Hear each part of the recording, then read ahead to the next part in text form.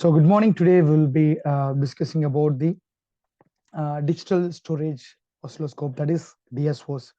So in the digital storage oscilloscope, which types is a processing type, it has a built-in computing power as all the data are already in the digital form.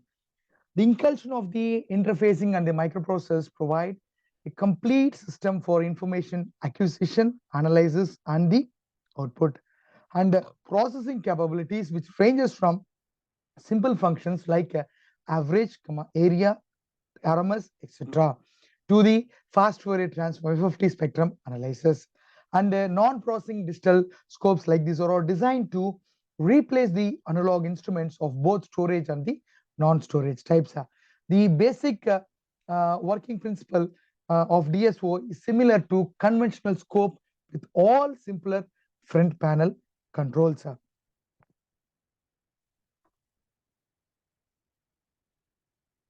The basic advantage of the digital operation is that it has a very good storage capability, and stored waveform can be repeatedly read out.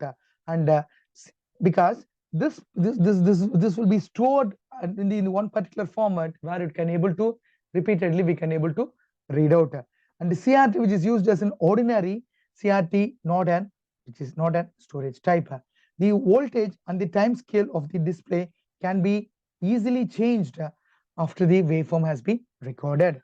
A crosshair cursor can be positioned at any desired point on the waveform, and the voltage time values displayed digitally on the screen or read out electrically. And some scope has the 12-bit converters like a resolution of 0.025% and 0.1 accuracy, which are better than the analog scopes, that is 2 to 5%. And split screen capability. So whereas display live along the traces and replayed stored one also it is been represented. And the pre-trigger capability is being available. And display of the stored data is possible in both amplitude versus time versus XY modes. In addition to the fast memory readout used for the CRT display, a slow readout is used for producing hard copy with external plotters.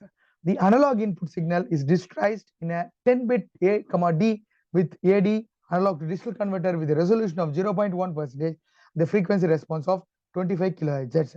The total digital memory storage capacity is 4096 for one channel and 2048 for two channels and 1024 for four channels.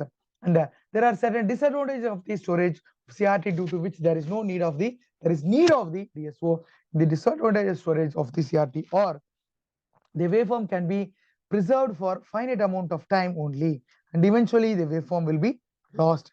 As long as image is required to be stored, the power must be supplied to the tube.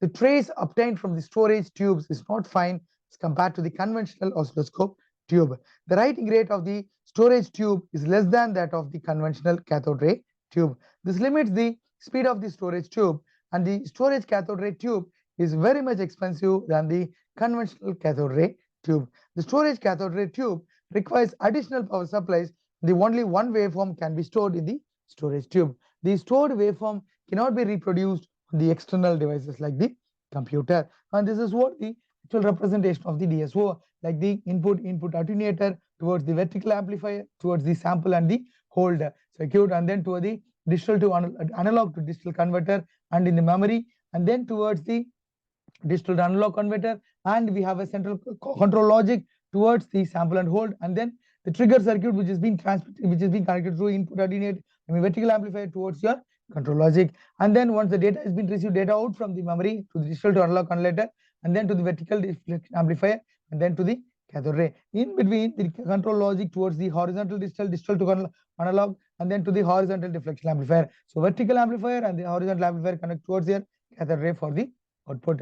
And the input signal which is applied to the amplifier and the attenuator section, and the oscilloscope uses the same type of the amplifier and the attenuator circuitry which are used in the conventional oscilloscope. The attenuated signal is then applied to the vertical amplifier to digitize the analog signal, and the analog to digital converter which is being used. The output of the vertical amplifier is applied to the analog to digital converter section, and the successive approximation type of the A to D converter is most often used in the digital storage oscilloscope. The sampling rate and the memory size are selected depending upon the duration and the waveforms to be recorded. Whereas the signal is then captured in the memory.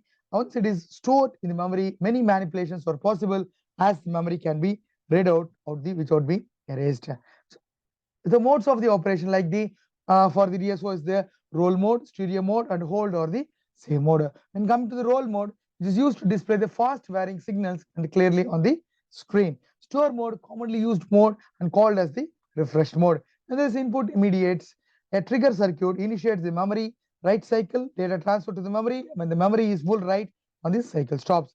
Using analog to digital converters, memory is converted to analog signal and then displayed to the screen. When the first next trigger occurs, memory is being refreshed. Hold or save mode, the automatic refresh mode, when new sweep signal is generated by the time-based generator, the old contents get overwritten by the new one. And what are the advantages of the DSO? So it is easier to operate and has more capabilities. The storage time is infinite. The display flexibility is available. Number of traces that can be stored, recall depends on the size of the memory. The cursor method is possible. The characters can be displayed on the screen along with the waveform, which can indicate waveform information such as a minimum, maximum frequency, amplitude.